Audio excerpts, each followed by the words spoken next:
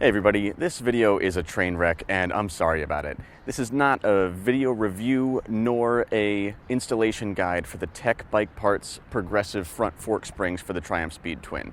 If you want to see that, I recommend checking out Stuart Fillingham's video on the subject, which I will link in the description below. I actually decided that this project was more trouble than it was worth for me personally and abandoned it without even installing the new springs. But I was having fun making a video about it, so I salvaged what I could and edited together something that, while not exactly informative, might at least be entertaining. Check it out.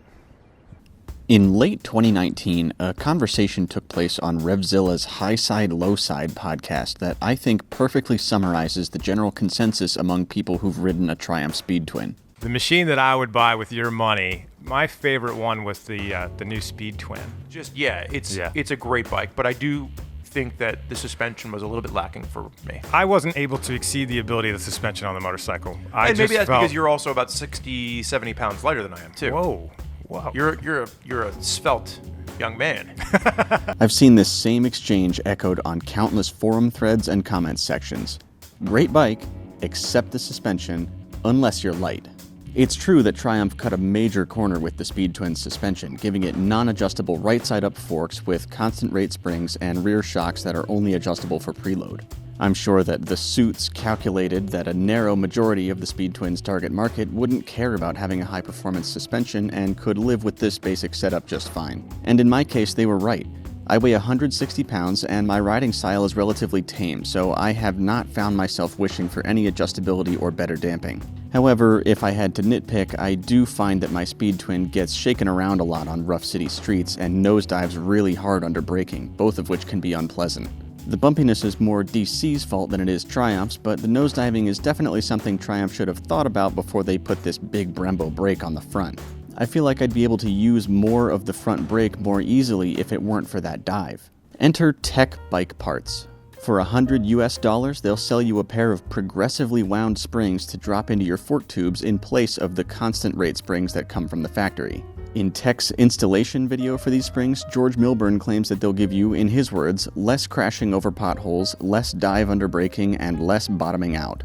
I don't think I've ever had an issue with my forks bottoming out, but I figured that if these springs could alleviate those other two things, then they'd be well worth the $100. For an additional $90, TEC also sells these with adjustable top nuts for fine-tuning your preload and ride height, but I opted for just the springs to start with. Before installing these springs, I went out and captured as much footage as I could to illustrate the bumpiness and the brake dive that I was hoping to alleviate.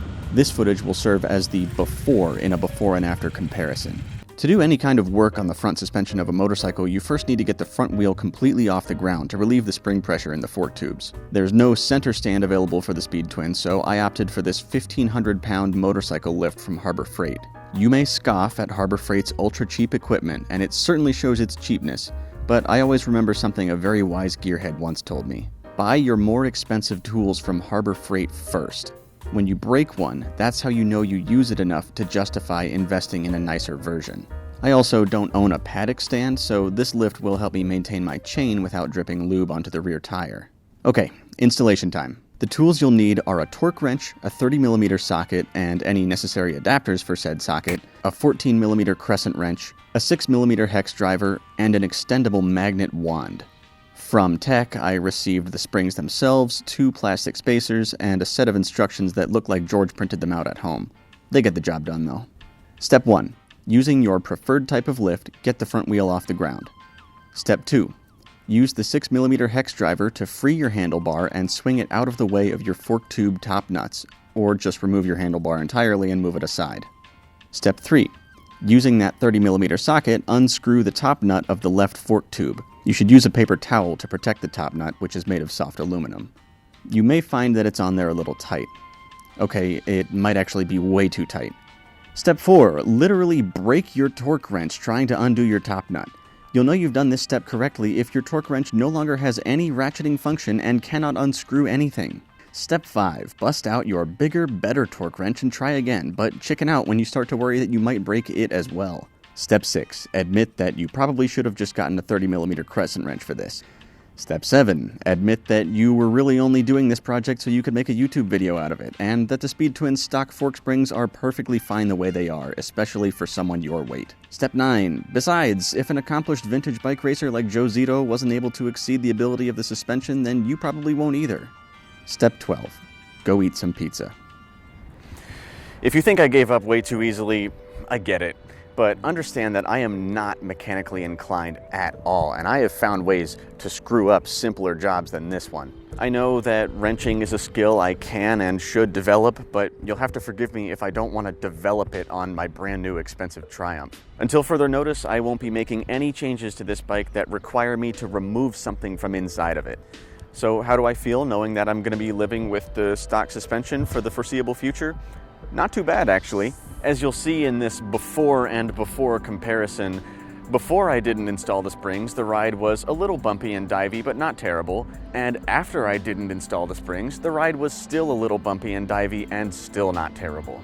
I'm fortunate enough to be a svelte young man who is well suited to the stock setup. If I were any heavier or had any hope of pushing this bike to the ragged edge, then I'd probably run into the limitations of the suspension. But just because Triumph cheaped out in that department doesn't mean I'm not allowed to be satisfied with it. This channel was supposed to be about me getting this bike and enjoying it, not modding it for modding's sake. While the TEC fork springs might be both an easier and more worthwhile upgrade for many other Speed Twin owners out there, there's no need for me to take a chance on it anytime soon. I'll just continue to avoid potholes as best I can, and whenever I feel my top nuts slamming into that gas tank under heavy braking, I'll remember to feel grateful for the added safety that these giant Brembos provide. If you're interested in a Speed Twin but take serious issue with the budget suspension, plan to either spend a few $100 upgrading it or just wait a year or two for Triumph to inevitably release a Speed Twin R. Fellow Speed Twin riders, now it's your turn. Are you satisfied with the stock suspension on this bike? And if not, what's your fix? Let me know in the comments section below. If you're new here and you somehow managed to enjoy this video, hit that subscribe button and I'll see you again next week. As always, thank you for watching. It is amazingly hard to find an empty parking lot in the middle of a pandemic. What is this guy? Is this guy gonna drive right by me? What the fuck?